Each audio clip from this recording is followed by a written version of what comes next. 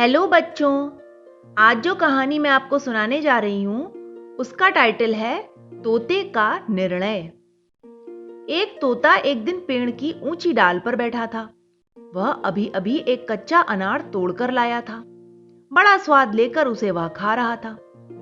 तभी उसने देखा कि सामने वाले गुलाब के एक फूल पर एक तितली और एक मधुमक्खी आ बैठी।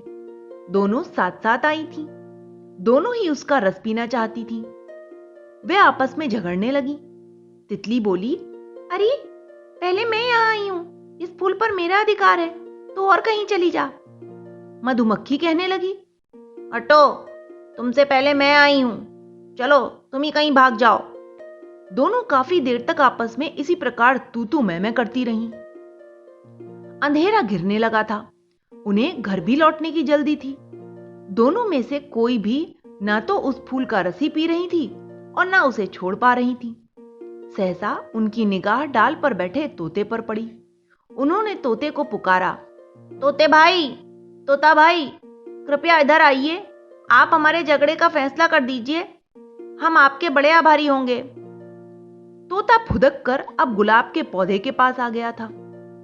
कहिए, आपका क्या भला कर सकता हूं मैं? वह पूछने लगा। दोनों ने अपनी समस्या उसके सामने रखी। तोता कहने लगा, मैं आप दोनों को ही देख रहा था। दोनों ही साथ साथ आई थी। ऐसा करो कि आप दोनों ही आधे आधे गुलाब का रस पी लो। ओहो, यह तो संभव नहीं है।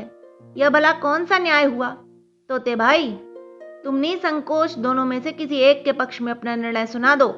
हम बिना झगड़े उसे मान लेंगे। अपनी लंबी सूंड घुमाते हुए तितली बोली। तोता कहने लगा, बहनों, मिलजुल कर रहो, साथ साथ खाओ, साथ साथ प्रेम से बोलो और साथ साथ रहो। एक दूसरे को सहयोग करो। किसी के साथ मिलकर न रहने वाले, अलग अलग चलने वाले क्या भला अच्छे कहे जा सकते हैं?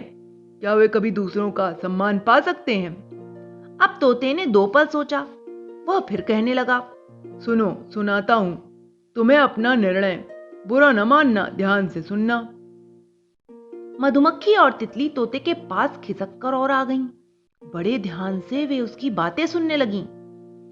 इस फूल पर मधुमक्खी का अधिकार है। तोता कहने लगा।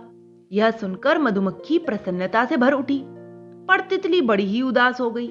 वह अपनी निराश दृष्टि तोते पर जमाकर पूछने लगी, ऐसा क्यों कहा तोते भाई? मैंने आखिर क्या अपराध किया है? तोता 2 पल रुका, फिर अपने पंजे में पंजा उलझाते हुए स्थिर स्वर में बोला, देखो, जो औरों को देता है वही पाने का सच्चा अधिकारी है। तुम दोनों ही फूल का रस पीती हो। तुम उसे केवल अपने काम में लेती हो, पर मधुमक्खी उसे शहद के रूप में बदलकर दूसरों को दे देती है। फूलों के रस को और भी उपयोगी और गुणकारी बना देती है। वह स्वयं मारी जाती है, पर फिर भी शहद बनाना नहीं छोड़ती।